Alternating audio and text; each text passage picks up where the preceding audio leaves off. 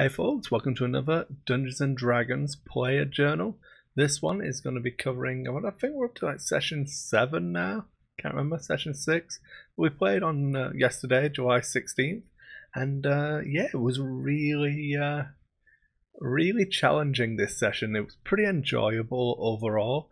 Justin couldn't make it, so I ended up running his Battle Master as well, so he just hit 3rd level. So trying to figure out how all of that works in addition to my own character was pretty challenging. And he only nearly died. Well, technically he did die, but Greg let us bring him back. We're kind of jumping ahead a little bit there. But, so we left off in the sewers of Burnham. We were like exploring, trying to find not princess, the Duke's daughter, and Sarah had said that she thought she was being held in the sewers by a coven of witches. So we were like, well, we've got no better leads than that, so why not try it? We had a little bit of an encounter with some invisible things with big claws, some spooky, horrible, ghosty things. And we killed 2 of them, and then one of them managed to flee. We managed to track it with it, so it's invisible, but it's still moving through the sewers, so it's leaving a trace of like sewerage and stuff. And then we find a secret door, because it's D&D, so you've got to find a secret door. Cliches are there and they're good. It's okay. We go through there, we spot a couple more of them, spring a trap on them, and deal with them pretty quickly this time around. Now we know what to expect. And then in the room we're in, there's 2 other ways out in addition to where we came. So we're trying to figure out which way to go, and as our rogue's going to check one door, he springs a trap and a net drops on him and our battle master. So the door bursts open and there's like more of these horrible things running at us, and it starts to look a little bit touch and go, but burn some spells, get some healing on the go, and it was a close run thing, but I basically had to. I moved up, blocked the doorway, cast Shield of Faith on myself, and tried to soak a couple of rounds of being hit, so that the rogue and the battle master could both stand up, so that they weren't going to be taking hits of advantage and getting like wrecked while they were on the ground. They get up, but basically we lose a round of effectiveness because I was basically just trying to block the doorway. But then we move in. Battle Master uses all of the abilities, handing out extra attacks with the dice and stuff, and basically the rogue wrecks face in that fight really quickly cleans stuff up. But I've taken quite a beating. We end up taking a rest there, a short rest where I spend some points in there, some hit dice, sorry, and then we, whilst we're in there and searching around, the door opens and it looks like the Duke's daughter comes stumbling through, and we're like, well, that was easier than expected. Apart from obviously it's a doppelganger, so as we're about to try and talk to her, we get engaged by another invisible rogue thing, which skewers people in the back, wrecking us again. So I'm trying to keep up with the healing here, trying to figure out whether I should be running over to try and use Healing Word, or the best way trying to keep everybody up, but my DPS is actually relatively high at the moment given the party. Our wizard couldn't really hit anything this time. He was had a pretty bad lot of rolling dice for Jeff. I felt pretty bad for him, but we got through that one and got some extra equipment. So the rogue had a magic sword, so we upgraded everything. I got a magic shield as well, so my armor class was creeping higher and higher, so it was pretty good. Then we were trying to decide if that was the time to take a long rest now. So we went in and explored the rooms there. A spiked door we'd come through so that no one could open it that way. And then it was like a secret entrance out, which we closed when we were relatively confident after our dice rolling that was the only way back in. So we thought we'd be okay. got a long rest. We're playing under an interesting, like the optional rules, which I really like. It makes the game a lot more gritty. If you take a long rest, you don't just recover all of your hit points. You just get to use your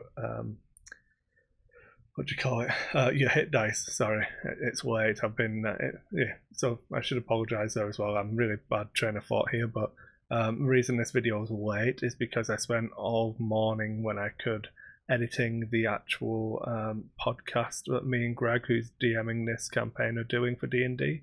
So if you want, we're on episode 3 of That's Initiative. I'll talk about it at the end, but that's why this video is late. Sorry, it's after like the normal 10 a.m. launch. I try and get through the videos, but hey ho, it's done. And yeah, there we go. So we took a long rest. I used the last of my hit dice. It's still like 10 HP short.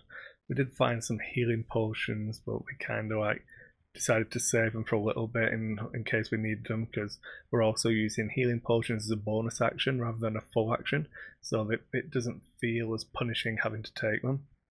But we went out and were feeling relatively confident, and we explored the other doorways, and there's a pile of corpses. We go in, and it's some ghouls eating people in there, so that's bad.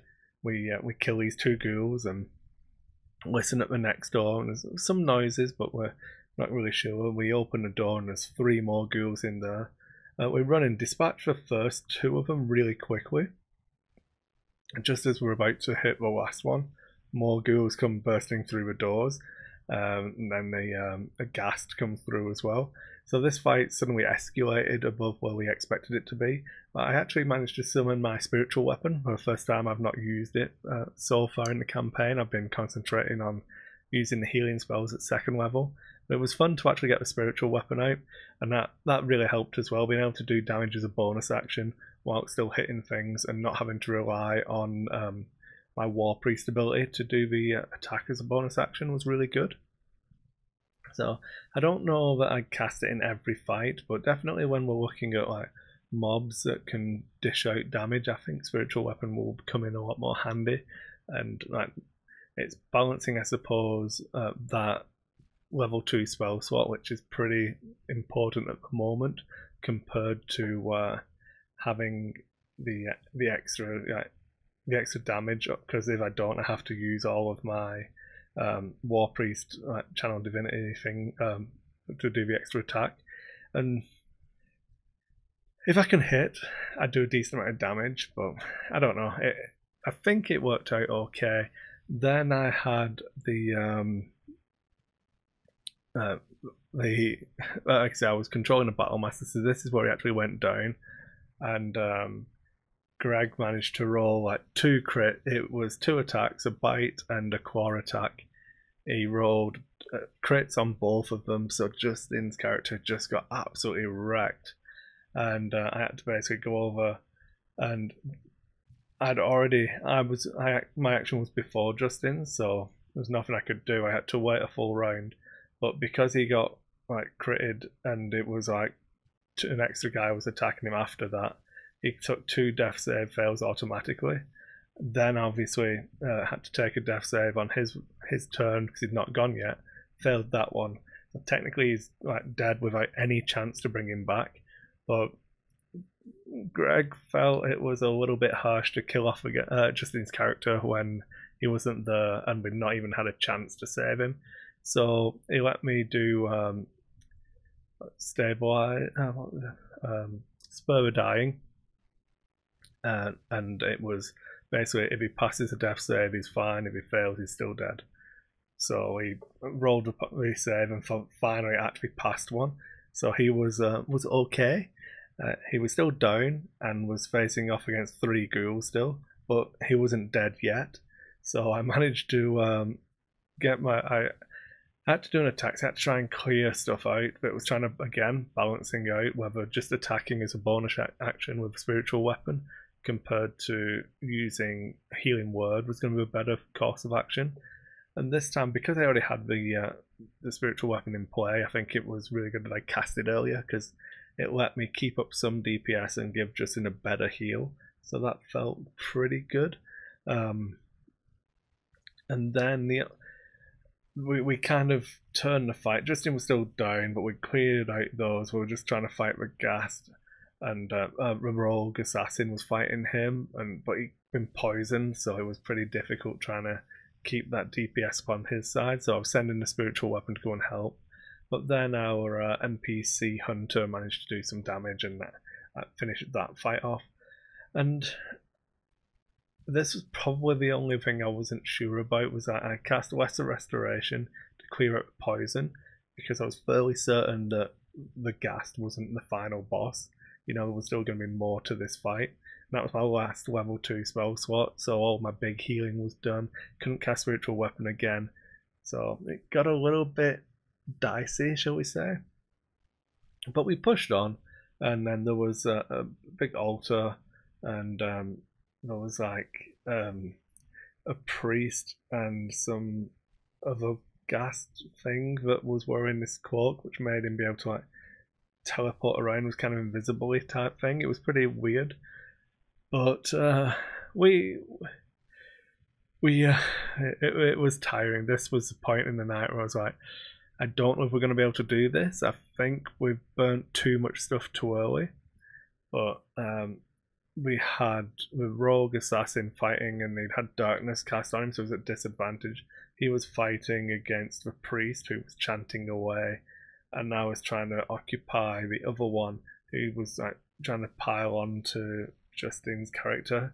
So it was like a three-way thing of, well, he's giving advantage to this one, but it's in darkness, so that they can't do that. And there was loads of intricacies to a fight, but it was pretty good. And we got one of them down without taking too much damage, but it was a sense of urgency as this chanting was like continuing every round. Greg was rolling a die, and the chanting's getting louder. You're feeling more. So like we knew we were on a time limit here, and we got him, and the darkness dissipated, and then I think the wizard actually got him with shocking grasp. Maybe, I can't remember. Was it Witch Bolt? Yeah. Anyway, he went down, and we felt good. We thought we'd done well. You know, we've fought a Ghast and then these two other things, and we're making progress. We looked around, and then there's no sign of this girl, but we do find a secret door. So we go through a secret door, and it leads ever deeper underneath the sewers at this point. And we're going down, and we see a young woman, and it's like, we ask our NPC, is that her, because she knows what she looks like. She's like, nope. And we go in, and she's like this crazy lady, pretty obviously a witch, like talking. So I do all my, begone you vile hag, being my war domain cleric, trying to like do the right thing, burst into a room. And yeah, I suppose that's an important point to mention, was we'd found a magical choker, which basically blocked magic missiles, but it had an evil symbol on it. So the wizard was like going to the wizard was going to keep it, and I was like, you're not wearing that, because we're playing in a setting where there is only one authorized religion, only one god, and I'm a priest of that god. So I'm like, well, yeah, I'm not going to let you go around with this like desecrated, horrible, evil item. So we make a deal. It's like, okay, if I can destroy it, I'm gonna like blow it up. If I can't, you can have it back. So I hit it with my hammer, nothing happens. And then he's like, can I have it back? I'm like, nope. And then just keep it. So obviously we fight this witch who just keeps casting magic missile at us, and Greg's giggling to himself, because he obviously knew I wasn't gonna like wear this magic item, and was going to be reluctant to be in a party with people using it. And I'm kind of the de facto leader, which I'm not necessarily happy about. I don't really feel like this story is my story at the moment anyway. But I ended up like running roughshod over the party, and it was in character. I don't feel like Jeff was upset about it. Like, I'd taken an item that was pretty good for him and wouldn't let him use it. And I'd said, like, do I see him pick it up? Like, see you use sleight of hand or anything? And Jeff's like, no, I come and show it to you.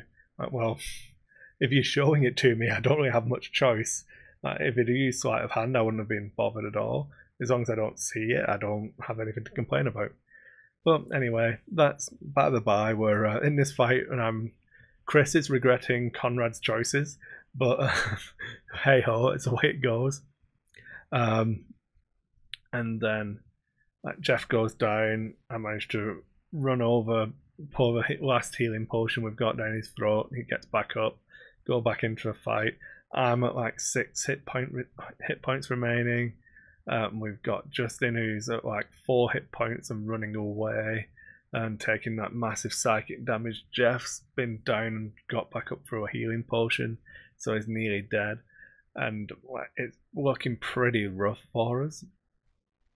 And we finally break the enchantment on this hag, and she turns into a true form. It's a hag miniature with holding the skull and the spinal column and everything. So we're hacking away, trying to get it down, and I pull out my holy symbol and tell it the power of Christ compels you, and Greg rolls a save and makes a save. I have no idea what he's rolling for because it was a little bit of flavour that I threw in. But he makes his save, and then on her turn, she basically casts a spell and flees with some cackling and insistence that she's going to come back for our souls and all the usual stuff. So I think we might have been able to take her, but I wasn't sad to see her go. And then we found quite a big batch of magic items and everything in that one, so it was pretty good. We got a magic hammer for me. Well, I say for me, it was a hammer that had the symbol of my god on it, and I took it straight away, and that's mine. Then I took that hammer and hit the choker thing again to see what would happen. Rolled a 19 to hit, so Greg's like, okay, roll another d20, rolled a 19 again.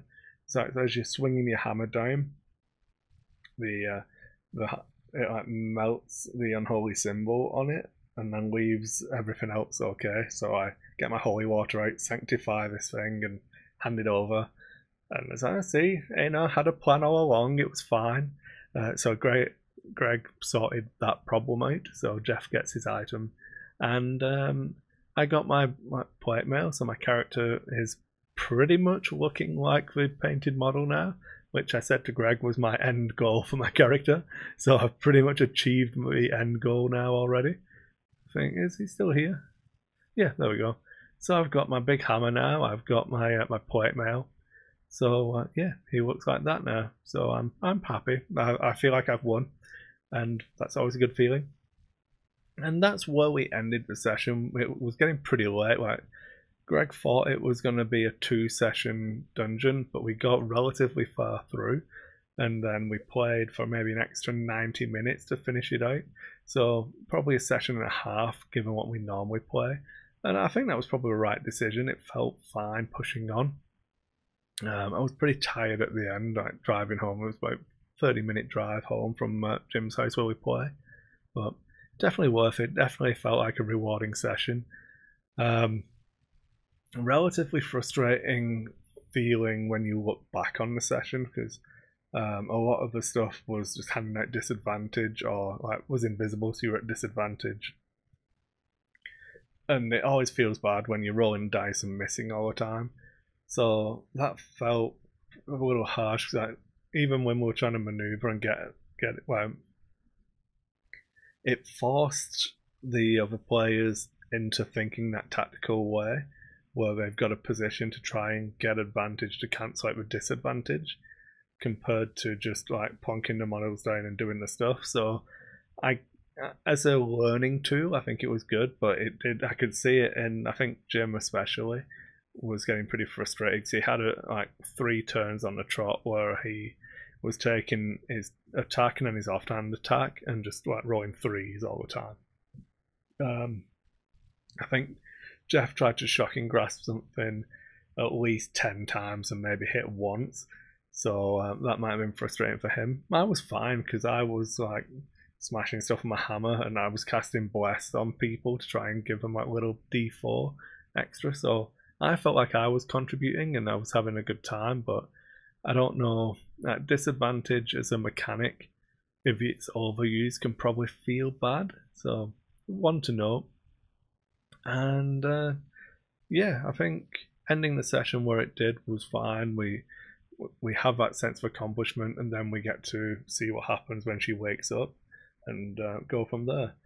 But we are actually going to be taking a break for 2 weeks now because Jim's going to be away and we play at his house, so it's not really fair to exclude him from the story, especially when it's at like this point where he was the one who was pretty driving force and was taking this quest, as it were. We were kind of umming and ahhing when we were going to do it or not, and it was kind of his shtick, so we're going to wait for him to come back. But we are planning on maybe playing some Call of Cthulhu around here on the table back there for the next 2 weeks. So if I can get a good scenario and everyone's up for it, maybe we'll do a stream or a live show. Maybe record it. I'll see what I can set up with the camera angles and everything. But that's a plan for now. So you'll still get it might be a DM journal for those ones. We'll see. But yeah, that's it, folks. If you like the content, make sure you subscribe to the channel. You could throw us a like and a comment. Let me know what you've been playing, what class you're playing, how you manage your spells when you play like a cleric. Do you feel like having spiritual weapon available all the time is good? Do you need to just save it for those level 2 heals in these earlier levels? I'm not really sure. We did level up, so I've got an extra 2nd level spell slot now. But I'm kind of at the point where I don't really need more spells. I need more uses of spells. So any advice from you guys for that will be appreciated, and I'll see you on the next one.